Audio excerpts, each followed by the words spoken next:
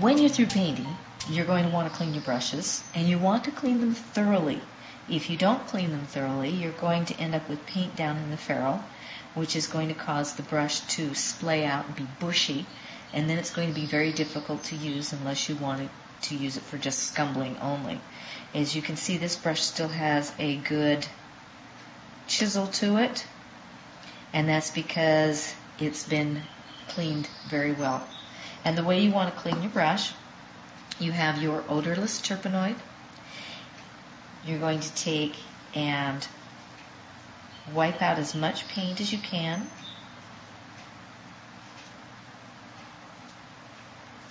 And then start cleaning in the turpenoid. And you should see I'm doing this on the side of the jar. I'm not sweeping the bottom of the jar because from previous cleanings there will be sediment on the bottom.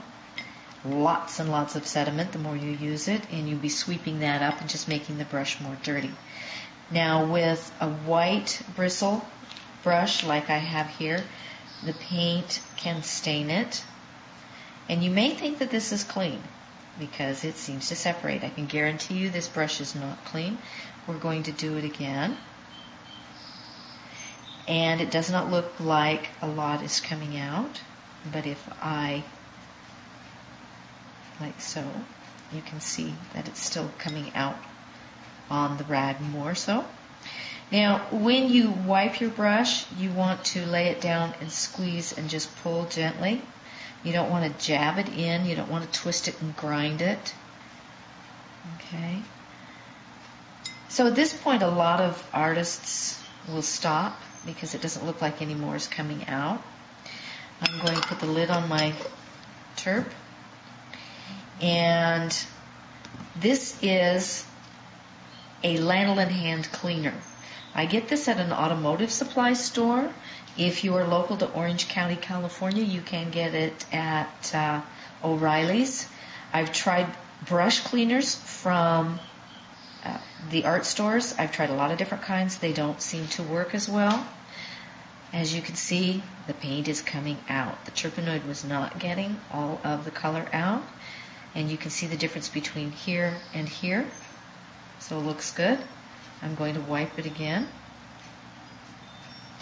You can still see there's color in the brush. I'll do it some more. You're going to want to keep doing this until no more color comes out of the brush. I guarantee you, if you're lazy and you don't clean your brushes well, you will come back to your next painting session with stiff brushes and you will be painting with sticks. So there's still more coming out. Wipe again. And I'm going to wipe that off. Put more. Again, this is a lanolin hand cleaner. Again, the brand is Joe's. Ooh, look at that coming out of there. You do not want to get the kind that has pumice or grit in it. You don't need that. It will cut your bristles. So you can see more and more. It takes a while to clean your brushes good. But if you take care of them, they will last you for years. I have brushes that are 30 years old or more. I actually have brushes from high school. So that's more than 30 years. And as you can see, it keeps coming out. Once your brush comes out nice and clean, we will take it to the sink. I'm still getting stuff out of that, as you can see. We'll take it to the sink and wash it with dish soap, not dishwasher soap, but dish soap, which cuts the grease.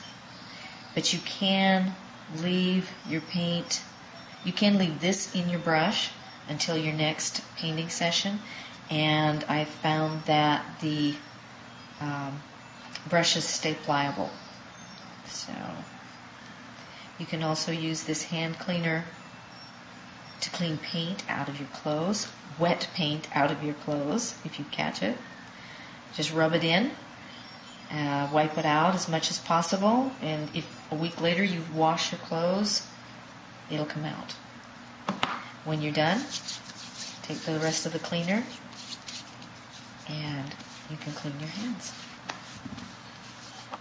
When you finish cleaning using the hand cleaner, put a little bit of liquid dish soap in your hand and work your brush back and forth through the liquid dish soap.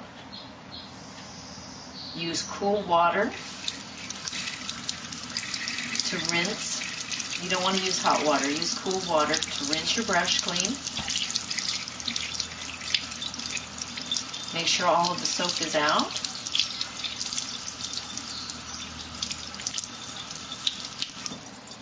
And just squeeze the water out of your brush.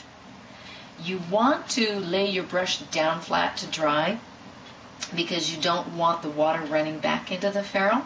It's tied and glued in here, and if you store it vertically like this right away, the water will seep back into here and it will loosen the glue, and your brush can fall apart and your ferrule can become loose. When you're through washing your brushes, you want to lay them flat like this to dry, shape them, and let them dry, just like this, so that they don't get bent. Once your brushes are dry, then you can go ahead and store them vertically like this.